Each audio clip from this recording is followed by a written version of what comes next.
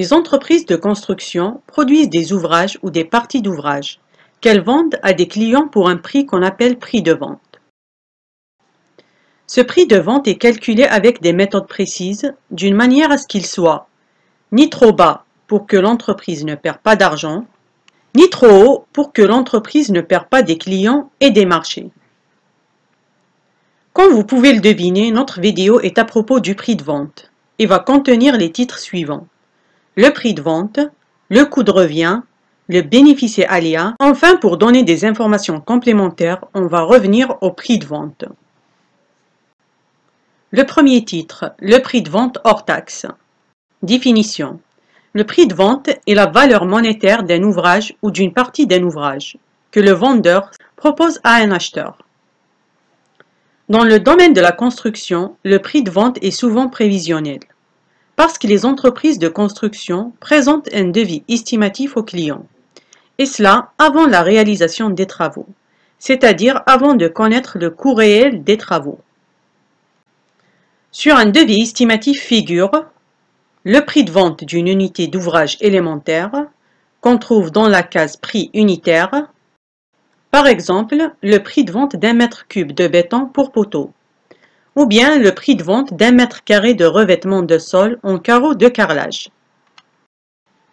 Et sur le devis estimatif, on trouve aussi le prix de vente d'un ouvrage élémentaire, qui figure dans la case montant. Par exemple, le prix de vente de 31,6 mètres cubes de béton pour poteau, ou bien le prix de vente de 435,65 mètres carrés de revêtement de sol en carreaux de carrelage. Et sur le devis estimatif, on trouve aussi le prix de vente de l'ouvrage entier, qui figure dans la case montant total.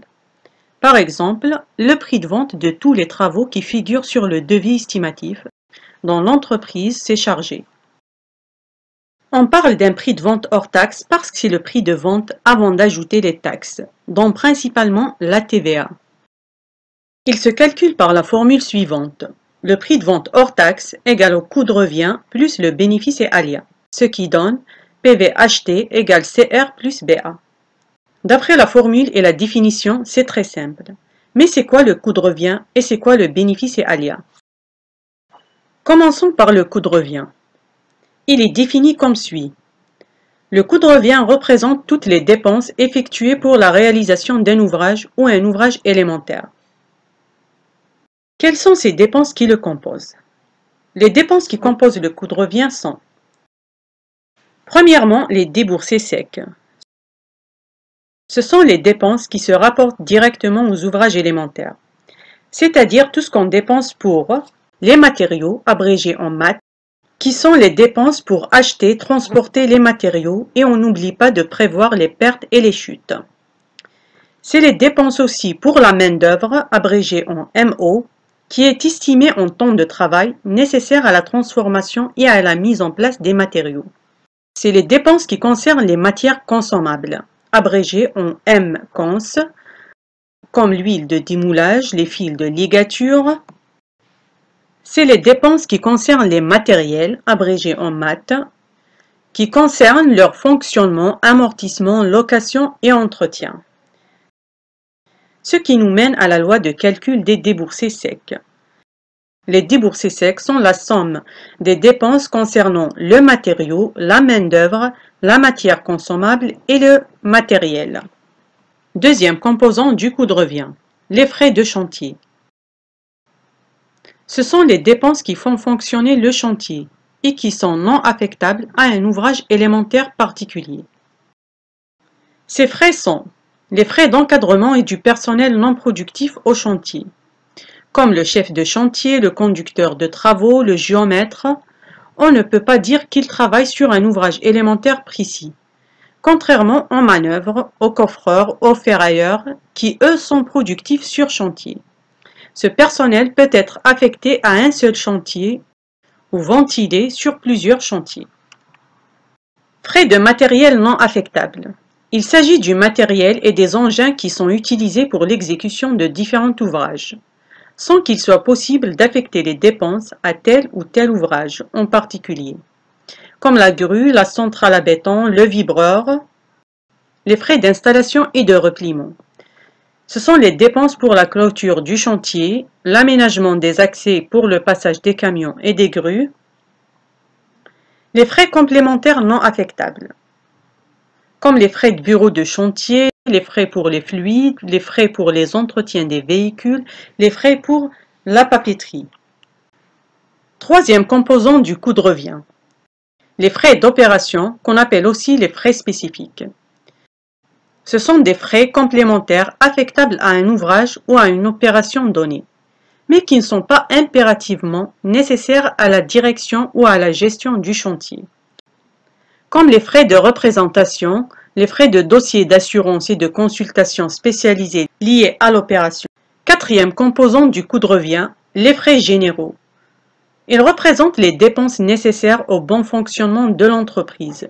Nous pouvons être affectés à un ouvrage particulier. Les frais généraux sont décomposés en 3 catégories. Les frais d'études, ce sont les frais nécessaires à la conception du devis. Ils concernent le personnel de l'entreprise ou tout personnel extérieur, comme le maîtreur, l'économiste. Les frais d'exploitation. Ces frais regroupent l'ensemble des dépenses de production communes à plusieurs chantiers, sans qu'il soit possible de les ventiler par chantier. Les frais de siège. Ces frais rassemblent toutes les dépenses complémentaires qui ne peuvent pas être affectées à l'exploitation directe des chantiers, mais qui sont indispensables à la direction et à la gestion de l'affaire. Au final, on arrive à la loi qui permet le calcul du coût de revient. Le coût de revient est égal à la somme des déboursés secs, des frais de chantier, des frais d'opération et les frais généraux.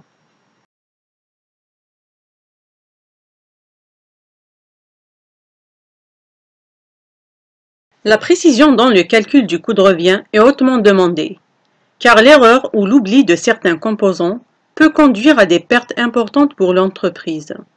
Les types de coût de revient. On distingue 2 types de coût de revient. Premièrement, le coût de revient prévisionnel. C'est un coût établi en se basant sur les quantités de travaux données par l'avant-maîtrise, en vue de fixer les prix de vente nécessaires à la réalisation d'un devis estimatif. Ce coût concerne exclusivement les unités d'ouvrage élémentaires. Deuxièmement, le coût de revient réel. Ce coût est établi à partir des données réelles de l'exécution, c'est-à-dire une fois que les travaux sont commencés sur chantier.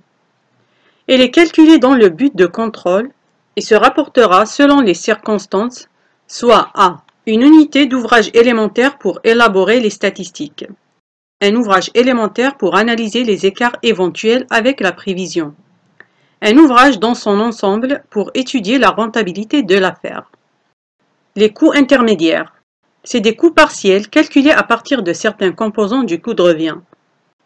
Le premier coût intermédiaire, c'est le coût de production, abrégé en CP, appelé aussi déboursé total. C'est un coût partiel qui représente l'ensemble des dépenses exigées par la production sur chantier, c'est-à-dire les déboursés secs et les frais de chantier. Ce qui donne la loi de calcul suivante. Le coût de production égale au déboursé sec plus les frais de chantier. Le deuxième coût intermédiaire, c'est le coût direct, abrégé en CD. Le coût direct est aussi un coût partiel. Il représente l'ensemble des dépenses directement affectables à l'opération de construction. Il regroupe le coût de production et les frais d'opération, ce qui se traduit par la loi suivante. Le coût direct égale le coût de production plus les frais d'opération. Autrement dit, c'est la somme des déboursés secs plus les frais de chantier plus les frais d'opération. On arrive à la deuxième notion nécessaire à la définition d'un prix de vente. Le bénéfice et aléa. On commence par le bénéfice. C'est la marge bénéficiaire ou le gain que l'entrepreneur veut avoir pour le capital investi dans la réalisation de l'ouvrage. Les aléas. Pour garantir le bénéfice, l'entreprise ajoute une provision financière pour faire face aux imprévus lors de l'exécution des travaux. Cette provision est appelée les aléas. Ces imprévus peuvent être des arrêts de travaux, des ruptures d'approvisionnement, des reprises de malfaçon, des finitions complémentaires. On arrive au dernier titre de la vidéo. On revient sur le prix de vente. Le prix de vente est souvent prévisionnel comme on l'a dit au début de la vidéo. Il est calculé en utilisant le coût de revient prévisionnel. Par la loi, le prix de vente hors taxe égale au coût de revient prévisionnel plus le bénéfice et aléa. Et cela avant le début des travaux. Une fois les travaux sont entamés, on se base sur le coût de revient réel pour déduire la situation de l'entreprise par rapport aux dépenses qu'elle a fait pour l'ouvrage entier ou pour un ouvrage élémentaire. En comparant le prix de vente prévisionnel au coût de revient réel, on distingue les cas suivants. Un cas de bénéfice avec deux situations. La première, c'est lorsque le coût de revient réel est inférieur au coût de revient prévisionnel, ce qui fait que l'entrepreneur fait un bénéfice supérieur à celui qu'il a prévu.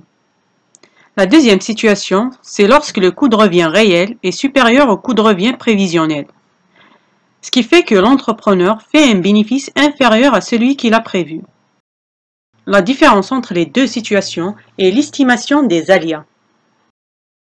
Le deuxième cas, c'est le cas où le coût de revient réel est égal au prix de vente hors taxe.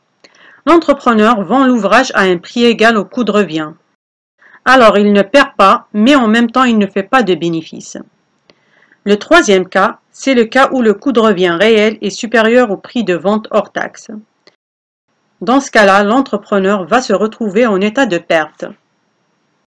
On termine la vidéo par le pourcentage de contribution des composants du prix de vente. Premièrement, les déboursés secs. Elles constituent 30 à 60% du prix de vente. Les frais de chantier constituent 15 à 25% des déboursés secs.